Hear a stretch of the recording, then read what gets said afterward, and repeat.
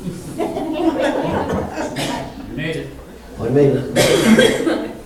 All the so-called holidays, the hustle, the bustle, the giving and the getting, the running about, the worry,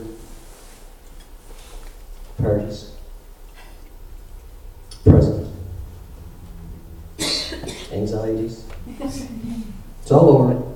New Year. All the gifts have been given and gotten.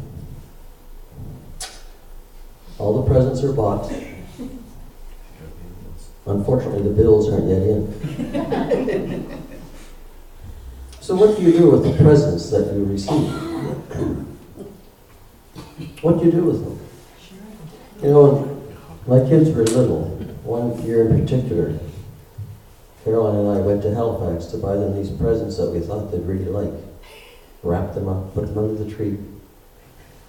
Next morning they come out. In 2 seconds, the presents were opened. And they spent the rest of the morning playing with the boxes the presents came in. I'm not sure the presents were actually played with yet. When they get older, they'd often look at the presents a little more and they'd play with them maybe for the day, then they'd put them away, put them on the shelf, and you might see them come out 6 months later, a year later, maybe not at all. It's amazing how many presents people get and they never really look at them again. However, when they get really older and they really wanted things and they got what they wanted, camera, computer, whatever, that they were really interested in. They took these presents and they took them everywhere. They went online and found out all the nuances of how to play, how to work them. They sometimes took courses online to figure out how to get the most out of them. Stuart never goes anywhere without his computer now. It's attached to him at the hip. But they did everything possible to find out what that computer, what that gift could do for them, and how they could make it work to their advantage. And they had no problem showing it to somebody else. You know, if you get a new car or a new computer, you show your friends what it can do, what it can do for you, how to make things work. You know, we celebrate the greatest gift we could ever get this time of year.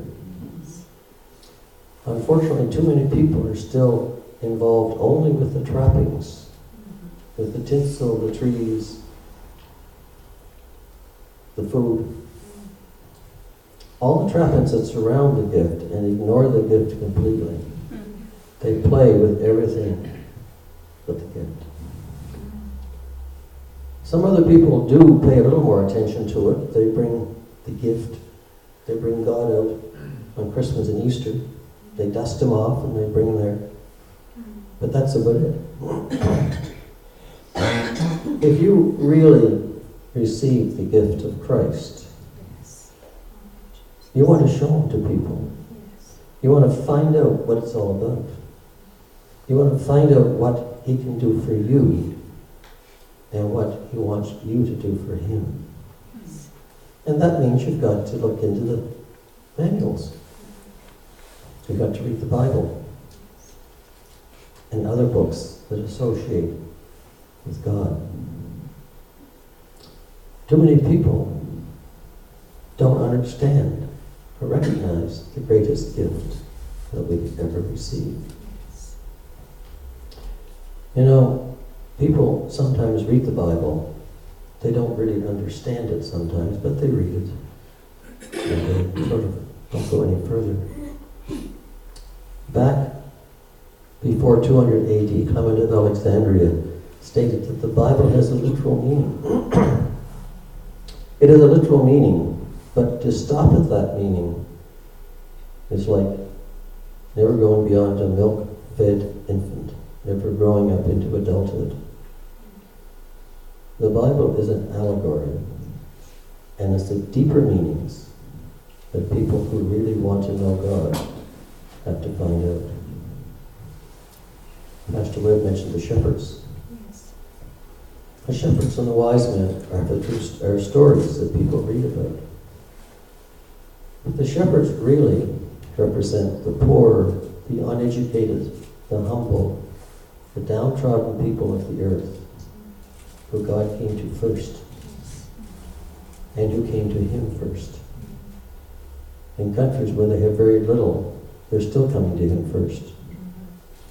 The wise men were the wealthy people, the educated, who did come to God, but came later. The scribes and the priests, the ones who should have known most about Christ's coming, never did come to him.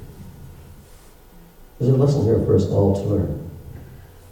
And as we start this new year, finding out, getting involved with what God can do for us, what he's told us through the Bible and through other books, getting into his word to find out exactly what he can do for us, will do for us, and what he wants us to do for him.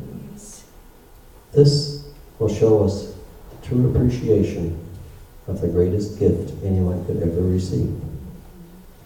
Only by looking into all the nuances of his character and of his books will we really understand the true meaning of Christmas.